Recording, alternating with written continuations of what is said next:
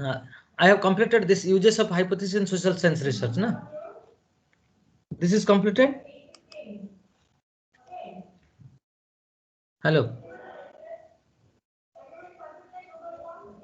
Hello. Hello. Yes, sir. Disadvantage we have completed. No, na. No, sir. No, sir. No, sir. Only this we completed. Use of hypothesis in social science research. Yes, sir. Yes, sir. Okay. See, because you see, the last class I was telling about that there is generally a kind of perception in the minds of some of the researcher that if you are not taking hypothesis, then the research may not be having very good and all. And sometimes what we feel that also uh, that hypothesis is mandatory for our research, but I have told you from the very beginning that it is not mandatory for all kind of researches, because I have told you the research which is mostly focusing on ethnographic research, or if you are taking the design like descriptive research design and explorative research design, there is no need of taking the hypothesis. You can simply take the research questions and work on that. So if we are not taking the hypothesis, and we have already discussed that what is the usefulness of hypothesis, what is the advantage of taking hypothesis, and I have told you how it makes the research more specific, more objectified, and it give you a more concentration to a particular issue and all. So now we'll discuss what exactly the disadvantages we face if you are not taking the hypothesis. A researcher generally tends to restrict his or her study merely to prove or disapprove his or her hypothesis. So here you see, taking hypothesis, what the disadvantage we face usually. Because generally if you take the hypothesis, what exactly happen, most of the time our tendency will be either to prove the hypothesis or disapprove the hypothesis. Here I will work deliberately or unintentionally, I will work here.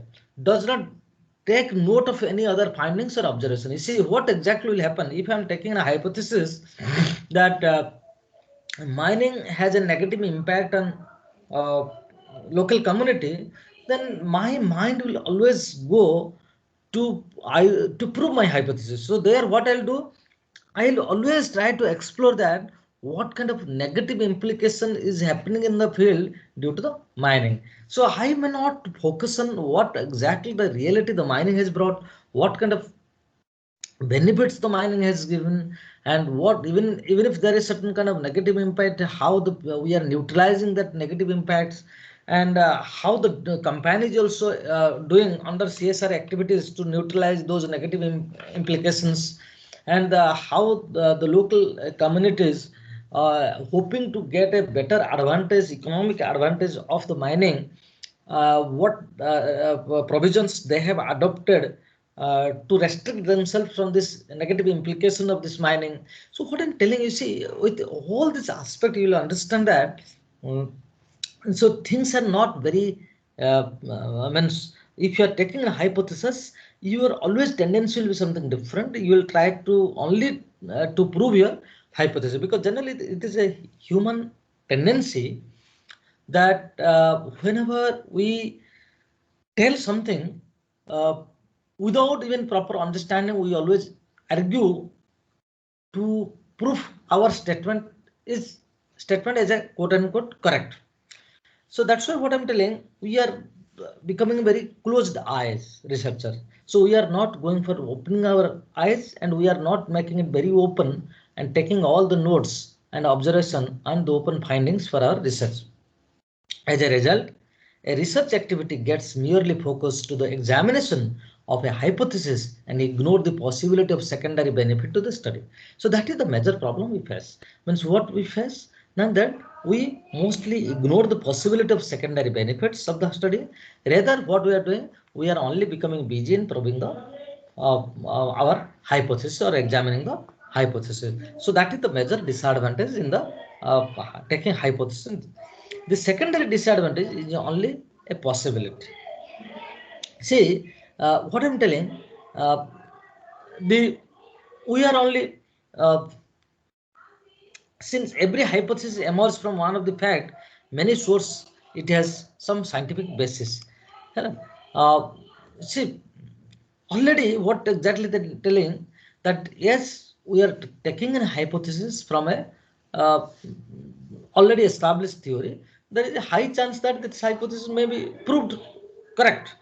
So since the every hypothesis emerges from one or many sources, it has some scientific basis which may be corrected.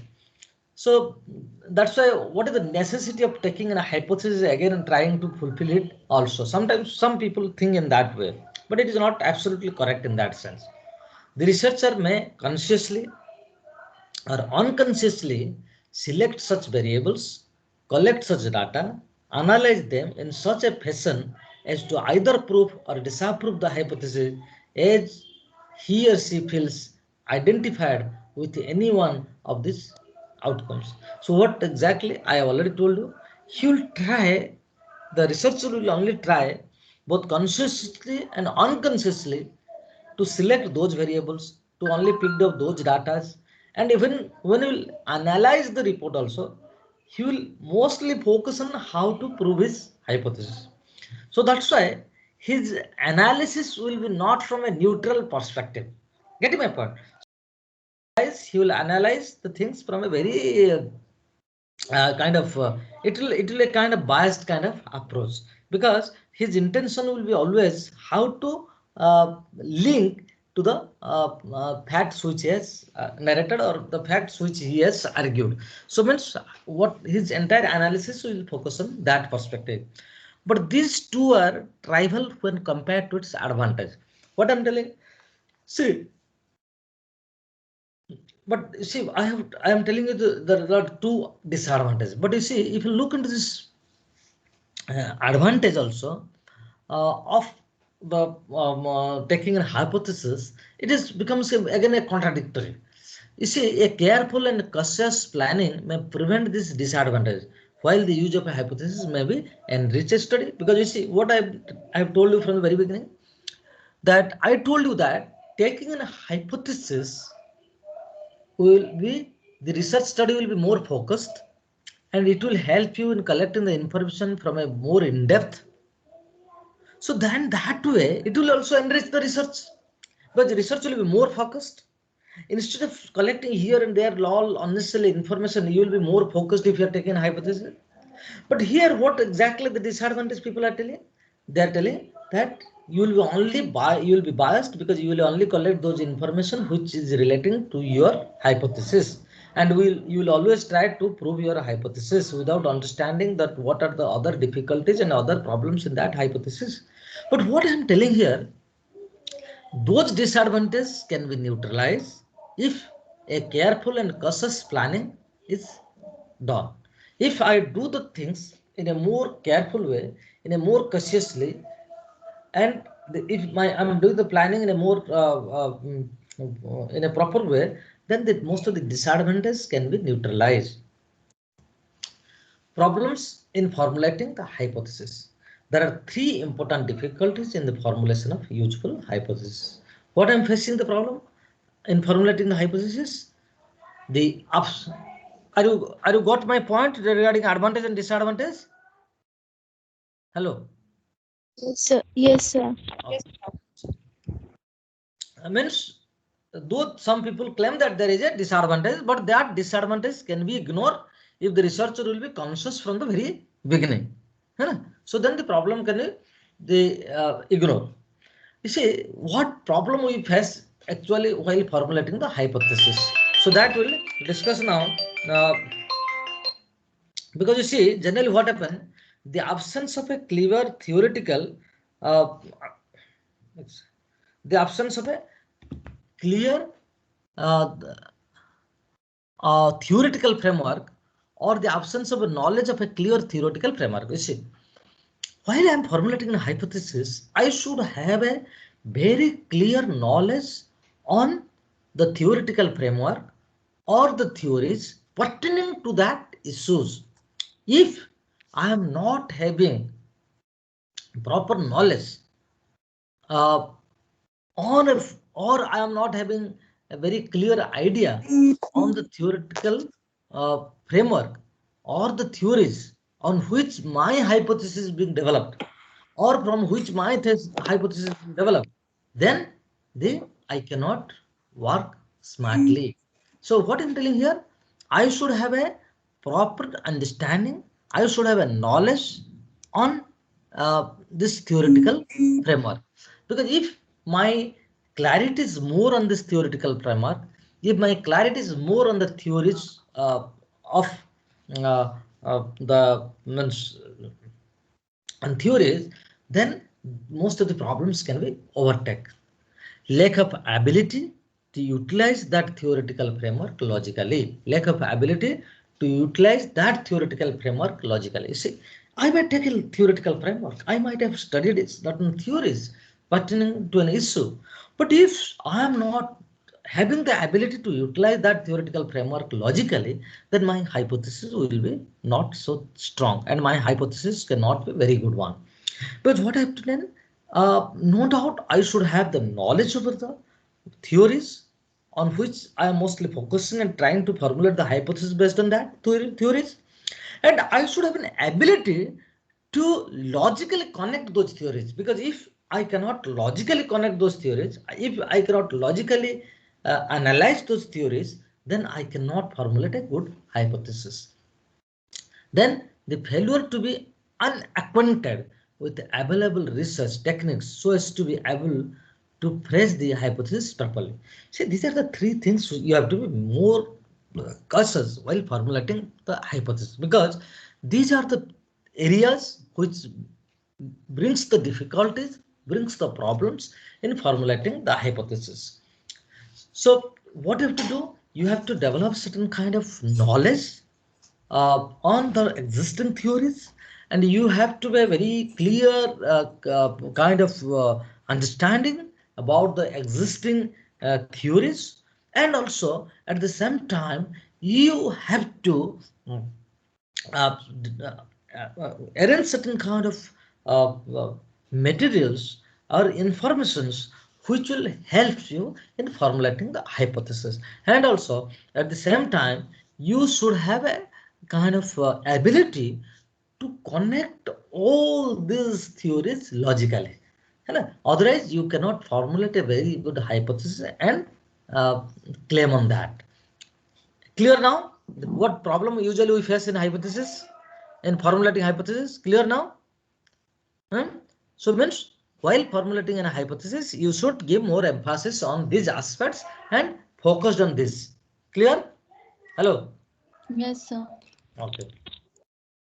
So means while formulating hypothesis, while doing your research projects, whether it is for MA project, whether it is for MPhil project, whether it is for PhD project, PhD thesis, what you have to do? You have to be very careful about the existing literature, existing theories, and while you are formulating also the conceptual framework or theoretical frameworks, how to link this theoretical framework in each and every context.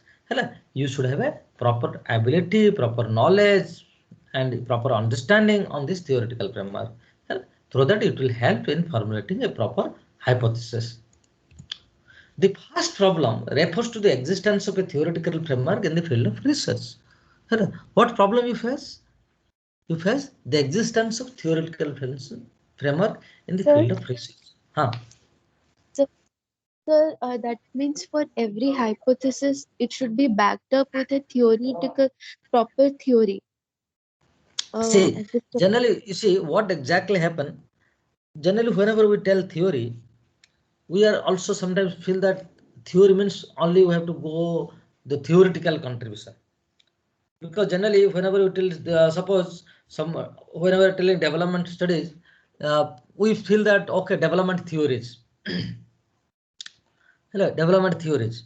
But you see what I'm telling, whenever some statement is established, that becomes a theory.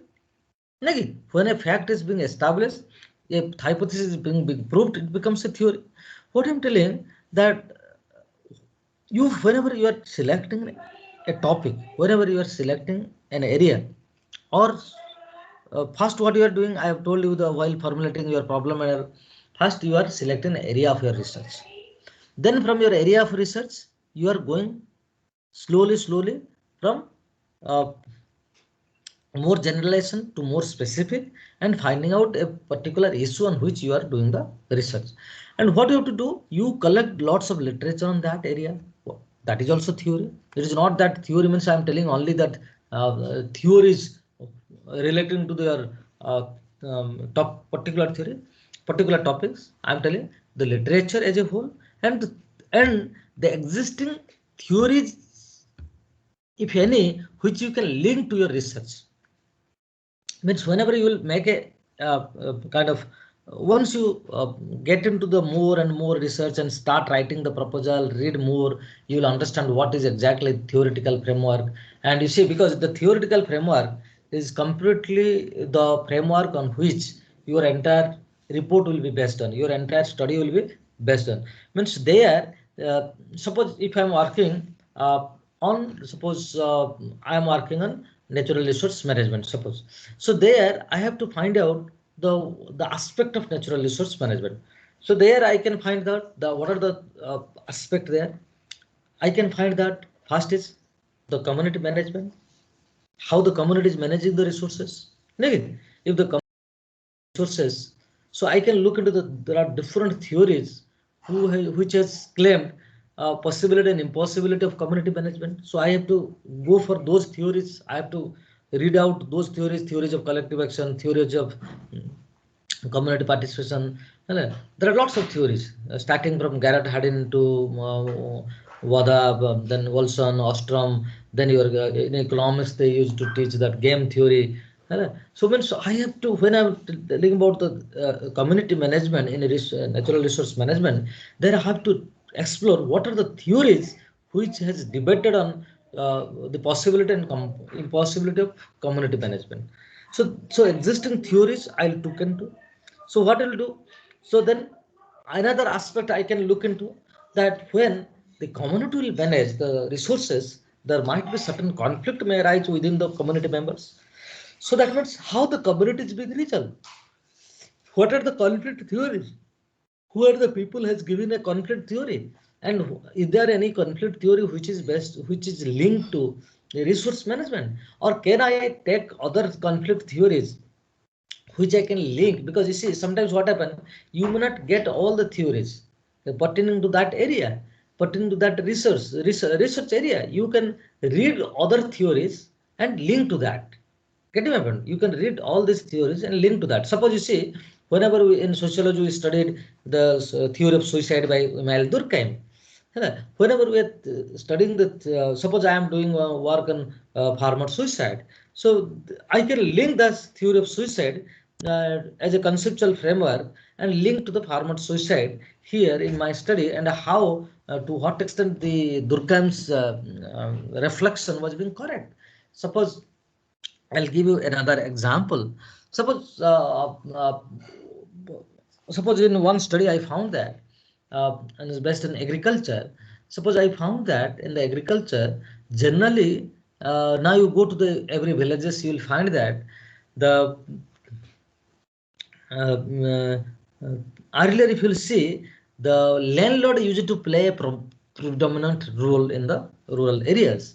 But every morning you'll see that the laborer used to visit the landlord's house and ask for employment opportunities. Because every morning the laborer will go to the landlord's house and will ask to the jamidars or the landlords, is there any work available today? Because there is no much source of livelihood available. There is no transport and communication was being much developed, so that their exposure to the outside world was very limited and was confined only. So that's why, as they were confined to that local area, they were completely depending on the jamidar for their survival. But during that time, every day they used to visit to the jamidar house. So, and the later course, if in the today you'll see, the things has completely changed. And what you'll find that every morning, rather the landlord is visiting the labor house, because there is a huge shortage of the labor at the grassroots levels, because most of the labor has migrated to the urban areas in search of sustainable livelihoods and getting 365 days work opportunity in the urban areas. which is not possible in the case of rural areas. Okay, so this means if you look at this, the existing theories earlier would reflect that the farmers, now the laborers are depending on the farmers, and right now if somebody will do it will reverse way. And what I can tell you, suppose some of the studies found that uh, they found that okay, the relation between the labor and farmers are asymmetric in nature. So means here the farm landlord used to exploit the farmers, means after the production the most of the benefits used to be go to the landlord, and the very less share is to be share with the uh, laborer. So like that somebody found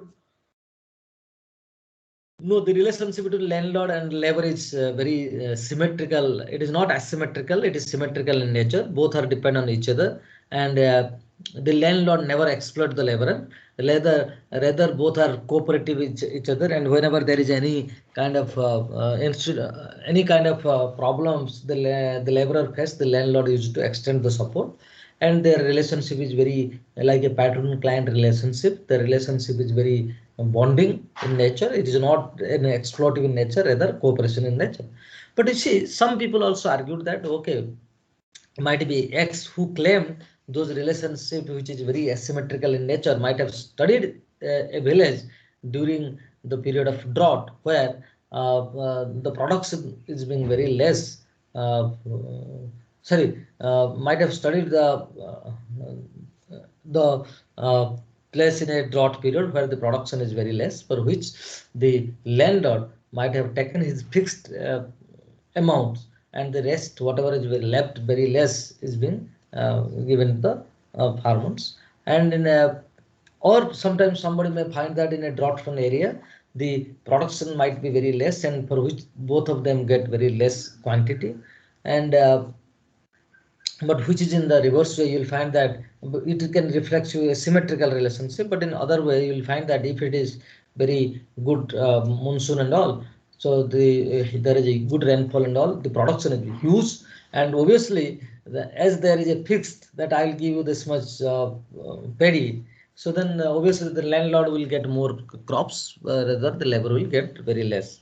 The benefit will go more to the landlord. There the people argued that there is a kind of exploitation. It is not like that, but it completely depends upon the situation.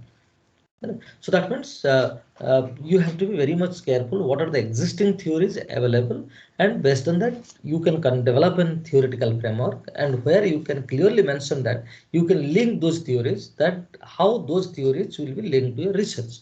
Any doubt on this again? Yes, clear, sir. Yes. So anybody else, anything? Okay. If no theoretical framework exists naturally, it is difficult to write a hypothesis. Get your point? Because so that a theoretical framework is highly essential. A knowledge over theory is highly essential. Even if there exists a theoretical framework, the researcher may not be aware of its beginning of his research when he one is to formulate the hypothesis. Because see, sometimes what happen, you might be taking a conceptual framework, a theoretical framework. Sometimes people what they do, they used to borrow the theoretical from somewhere else. They used to copy the theoretical from somewhere else, and without having proper knowledge on that theoretical framework. So means they are not having the ability that how to do the research, and how to because if you are not clear about this conceptual framework and all, you cannot formulate a good hypothesis. The second problem is it an extension of the past. So means what you have to do, uh, even if a researcher is aware about a theoretical framework, he may not be able to make use of it and deduce the hypothesis from it to the empirical test them. So what exactly happened? Even if somebody is having knowledge, but they are not capable also formulating the hypothesis, because you see, they might be having good knowledge about the theories, existing theories, but they don't know exactly how to extract a hypothesis from that theories. Because you see, uh, simply if you have knowledge over the theories will also not solve the problem unless and until you are having some practical experience that what is happening in the field. Because you see, if you have some theoretical knowledge, at the same time you have certain kind of knowledge about the practical reality in the field, then you can only draw a kind of conclusion, and from on the basis of which you can formulate a hypothesis.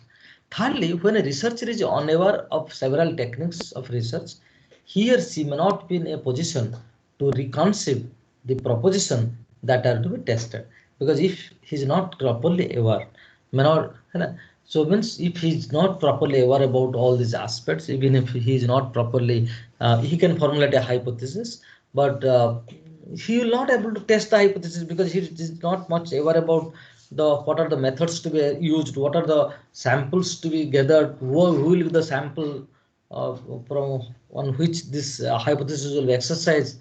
This is because very often knowledge of methods suggests many propositions to be tested. These problems are not impossible to overcome. So we can easily overcome those problems, but only thing is we should have a proper knowledge, proper expertise, and proper mechanism to overcome from these problems. With a good knowledge of sociological, anthropological theory, an anthropologist or sociologist cannot formulate a good, defined, and tested hypothesis. You see what exactly happened. So it depends upon that any kind of what I'm telling, any disciplinary perspective, whether it is economics, sociology, political science, history, what I'm telling here, uh, uh, simply if you have a good knowledge also, you cannot formulate the hypothesis, because you might be having the knowledge over the books, you might be having the knowledge over the articles, you might be having the strong knowledge over the theories, but at the same time, unless and until you are able to link those theoretical knowledge to the field, you cannot formulate a good hypothesis. What are claimed to be hypotheses are many times merely an area of study, and not hypotheses as we define them. Because sometimes we have seen that people used to take lots of hypotheses, but that is not exactly an hypothesis. That is an area of study. That is an aspect on which you can study, but not exactly the hypothesis which to be defined and which to be tested. So when simply they feel that it is a hypothesis, but they instead of taking it as a hypothesis, they take it as an area of study. Some other hypotheses are replication of earlier studies. Whenever somebody they are taking hypothesis, they are it is simply a replication of earlier studies. So means earlier some studies is being already done. So simply they are borrowing the hypothesis. They are a kind of taking a hypothesis from some other studies, and they are simply replicating those hypotheses in their studies. Utility of such studies does not go beyond checking earlier findings.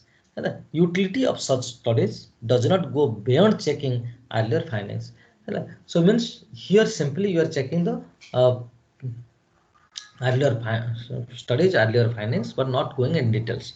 They are not likely to make any new contribution.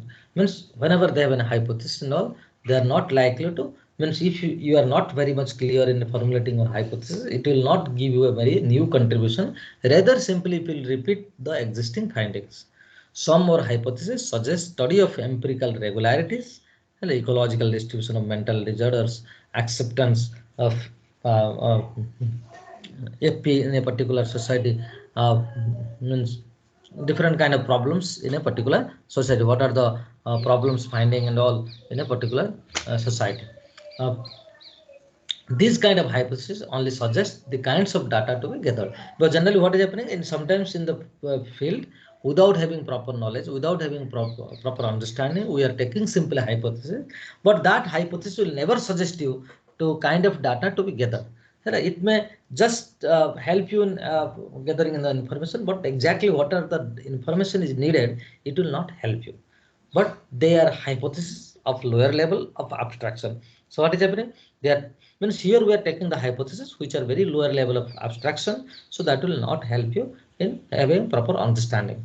They merely predict that some type of patterning will appear without predicting what pattern it will be. So they merely predict that some type of patterning will appear without predicting what pattern it will be. Means while we are taking the hypothesis, if we are not having the proper knowledge, We don't know what will the means. We should have a certain kind of prediction that if I am taking a hypothesis, what kind of prediction I may get. But if I am simply for the sake of taking a hypothesis, because there are lots of students who are not well aware about all these things, but simply they take the hypothesis because they saw that others have taken the hypothesis. So therefore, we may not get proper result. So means we should be very much careful while taking a hypothesis. We should have a prediction that what pattern will come up, what result may be expected. So that's why we should be very much careful about that.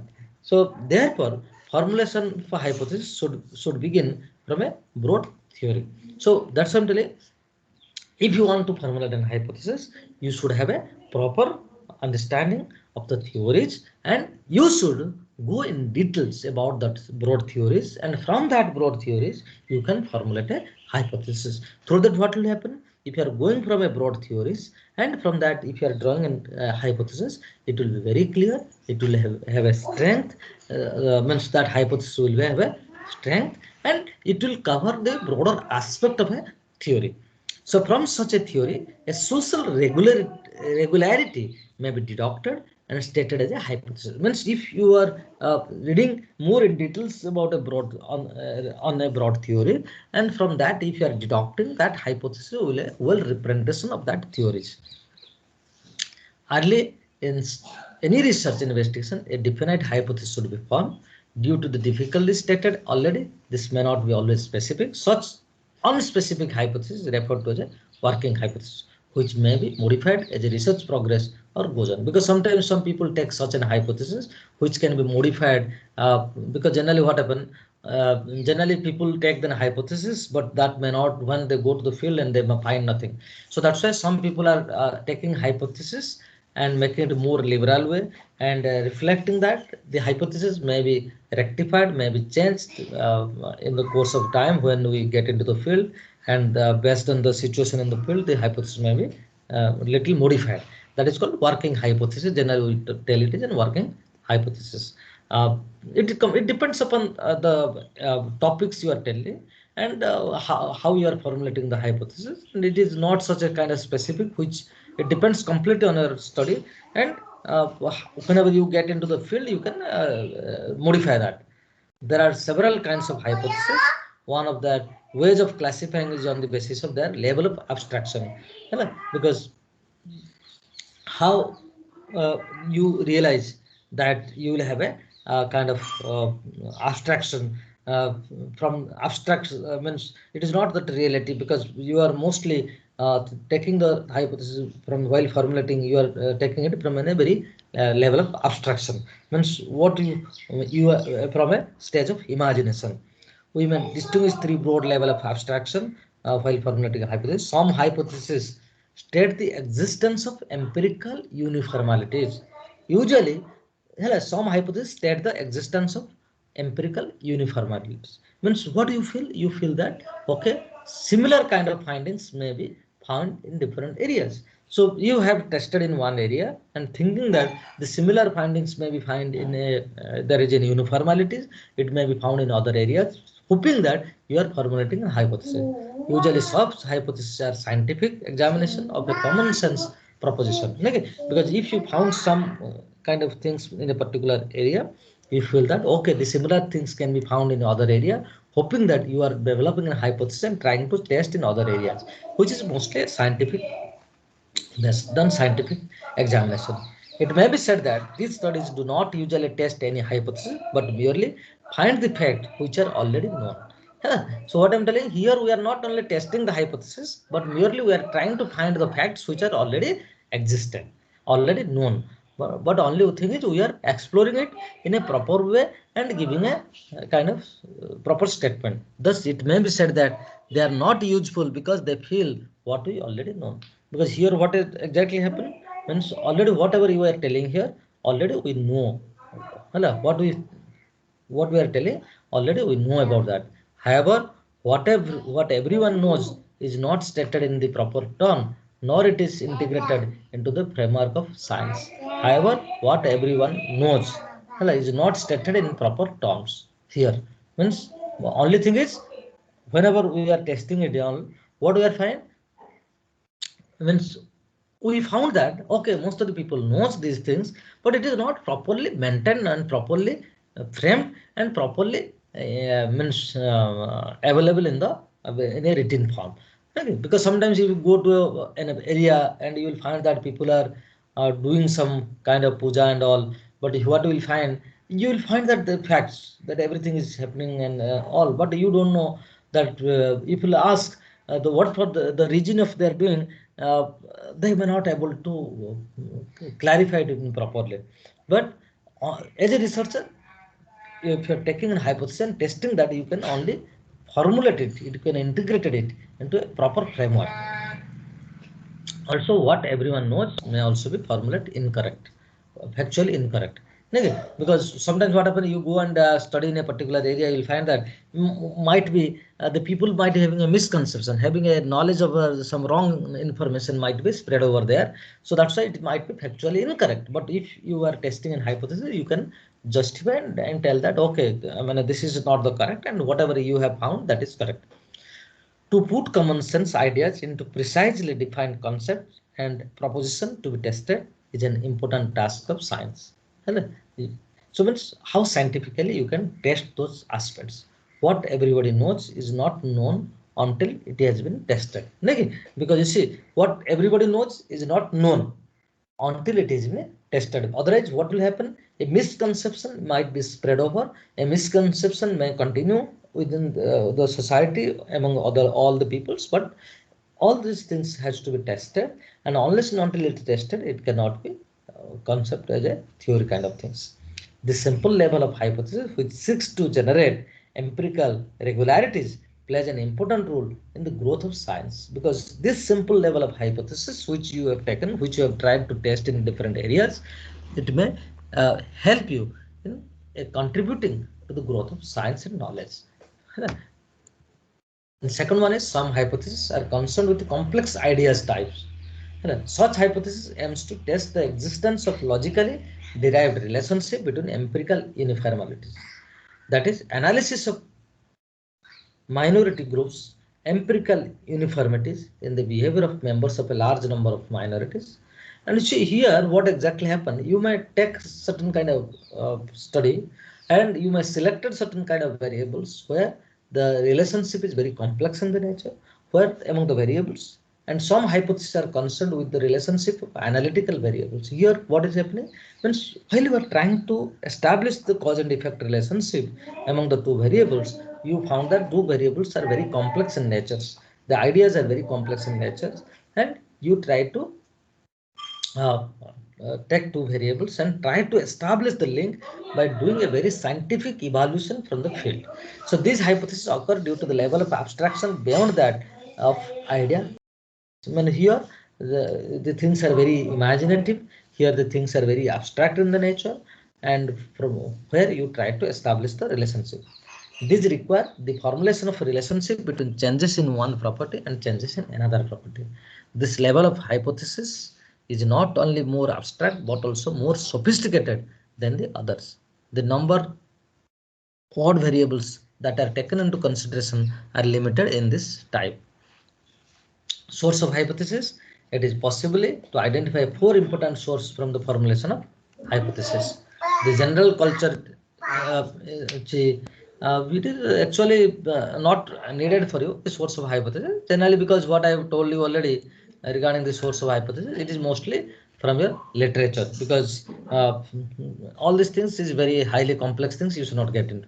So here generally whenever we are formulating any hypothesis and all, the source of hypothesis usually the mostly your different literature we follow, and also some of the existing literature which will help you in formulating some hypothesis. These are the things which is needed, and which is generally we used to use one very much time you heard the concept that is called null hypothesis. Generally, null hypothesis is that which used to take to negate the another. You formulate some hypothesis to disapprove your hypothesis there, and here generally you found that that hypothesis is mostly not the correct one, because you may collect some kind of information which is not enough to justify your hypothesis. So this is the basic knowledge about the hypothesis, because whatever is required for your MA things related to hypothesis I have told you, because generally for your whenever you will go for PhD and all, you have to read more about the hypothesis. So, but for now, I think these are the enough for your knowledge and all. So anything?